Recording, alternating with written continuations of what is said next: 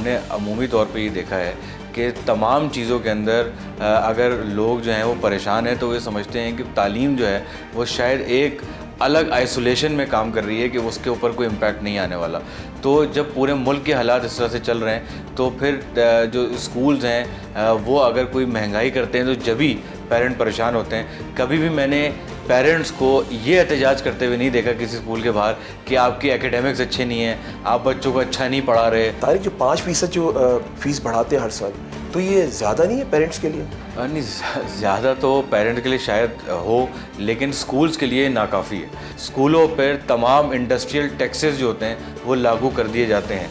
School owners परेशान हैं कि अगर हम 5% फ़ीस बढ़ाते हैं तो हमारे अखराजात पूरे नहीं हो रहे। ये भी स्कूल्स पाबंद करते हैं वालिदैन को कि कॉपीज़ स्कूल से लेनी है, बुक्स स्कूल से लेनी है, स्कूल यूनिफॉर्म्स इवन के वो भी स्कूल से ही खरीदने। अगर कोई स्कूल पाबंद कर रहा है कि आप हमारे स्कूल से ही लें तो वो गलत है। हर जो यूनिफॉर्म वाला है वो हर स्कूल की यूनिफॉर्म नहीं रखता, तो फिर इसलिए जो है वो किसी एक को नामजद करना पड़ता है ताकि वो पेरेंट वहाँ से जाके ले लें।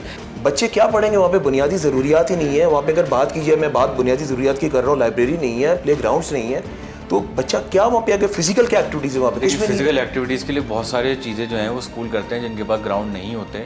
वो स्पोर्ट्स डे मुनक्किद करते हैं, कोई करीबी ग्राउंड होता है साल में एक दिन, वहाँ बच्चे ले जाते हैं, करीबी जो ग्राउंड होता है वहाँ पर बच्चे ले जाते हैं अपनी एक्सरसाइजेस के लिए। बीए टीचर्स का पॉइंट किया जाता है, ऐसे ही है ना? ठीक है, लेकिन बीए टीचर्स नहीं होती। आप चले मेरे साथ, मैं दिखाऊंगा आपको, वो ग्रेजुएट भी नहीं है। बीए टीचर पास आउट कितने होते हैं और रिक्वायरमेंट कितनी है? अब यहाँ पर हमारे मुल्क में एक जो कानून बना दिया जाता है और उसको एक पत्थर की लकीर कर दी जाती है कि अब जो है वो उसके बाद जो है वो बीएड को चेंज ही नहीं किया जाए। बीएड तो इतना ऑब्सोलीट हो चुका है कि उसका करिकुलम भी अगर आप उठा के देख लें तो इतना सफिशिएंट ही नहीं है। डिमांड एंड सप्लाई जो एक रूल होता है, अगर आपके पास वो बीएड टीचर ही सप्लाई ना हो तो स्कूल कहाँ से हायर करे? अगर यहाँ पर इस मुल्क में तो ये भी अलमिया है कि अगर आप एक टीचर ढूंढने जाएँ तो आपको टीचर ही नहीं मिलता। अगर बात की जाए कुछ ऐसे वालिदैन को मैं जानता हूँ, ऐसे लोगों को मैं जानता हूँ, यकीन माने कि वो 2-2 नौकरियाँ करके बच्चों को पढ़ा रहे हैं। जब आप कोई ख़रीदारी करने जाते हैं, जब आप अपनी हेल्थ के लिए हॉस्पिटल जाते हैं, तो जब भी तो आप वही चूज़ करते हैं ना जो आपकी पॉकेट इजाज़त देती है। तो फिर आप एजुकेशन भी वो चूज़ करें। एनुअल चार्जेस की अगर बात की जाती है और उसमें फ़ीस जितनी मंथली फ़ीस होती है ना, उतनी ही फ़ीस जो है वो एनुअल ली जाती है। तो ये जुल्म नहीं है वालिदैन के लिए? देखिए, जुल्म तो किसी तरह से भी नहीं है, ये साल की प्रैक्टिस है। ये कोई पहली दफ़ा कोई लागू नहीं की जाती चीज़ें।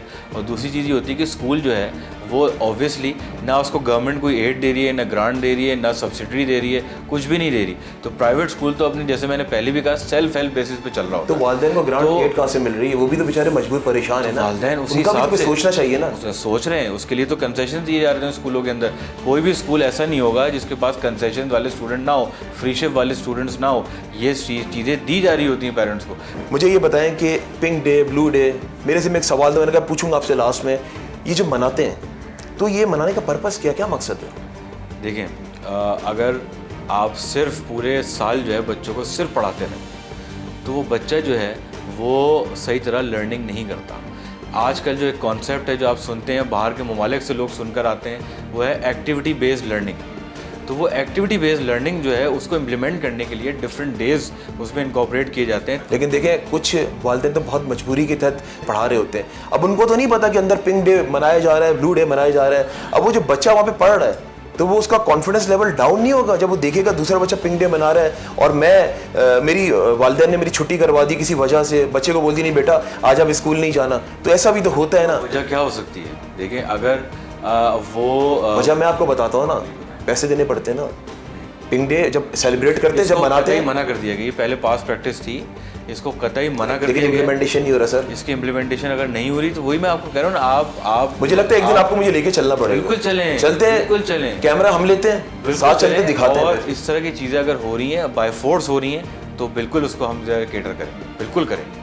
अच्छा तारिक, मुझे ये बताएं कि जब एडमिशन फ़ीस वालिदैन जब वहाँ पे एडमिशन करवाने के लिए जाते हैं, एडमिशन फ़ीस देते हैं, तो ये सिक्योरिटी डिपॉजिट क्यों लेते हैं? ये क्या तरीके का है? बिल्कुल अच्छा सवाल किया आपने। लेकिन सिक्योरिटी डिपॉजिट इसलिए लिया जाता है कि अब आप बात हो रही थी कि पहली तारीख को जो है बच्चों को खड़ा कर दिया जाता है बाहर और फीस की तलबगारी होती है। तो मेजॉरिटी स्कूल जो हैं वो 3 मंथ्स का वेट करते हैं, टाइम देते हैं, 1 मंथ, 2 मंथ, 3 मंथ। अगर वो पेरेंट पे नहीं कर रहे होते तो फिर जाहिर सी बात है फिर कोई ना कोई चीज़ें कहनी पड़ती हैं, बच्चों को कहनी जाती है, पेरेंट को कह के थक जाते हैं, फिर ये करना पड़ता है। जून जुलाई की फीस की अगर बात की जाए तो ये जनवरी फरवरी में लेना क्या कॉन्सेप्ट है ये? वो क्या समझते हैं माँ बाप देंगे नहीं जून जुलाई में, ये भाग जाएंगे? ऐसी है, ऐसे ही है। जिस दिन बच्चा स्कूल से छुट्टियों पे जाता है, पेरेंट भी छुट्टियों पे चले जाते हैं। टीचर्स को भी क्या जून जुलाई की फीस एडवांस दी जाती है?